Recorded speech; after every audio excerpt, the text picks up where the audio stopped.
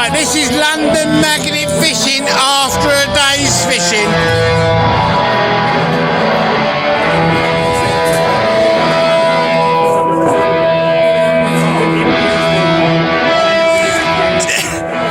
John's on the strong stuff. He's got to make sure we get home. Don't know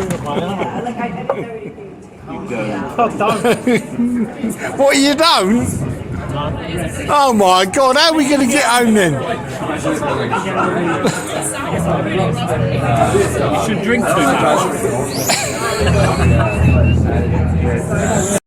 Right, we've gone to the pub with Sleeping Lion and he's put his bag down on his chair.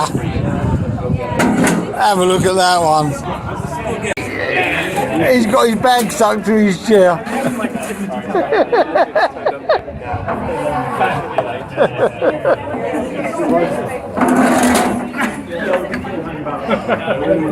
It's a good job it's only a 400, sorry, 800 and not an Evolution. That's the 220 on the bottom. Oh, the 220? Oh, it is a 220 from the other company on the bottom. Magnet stores.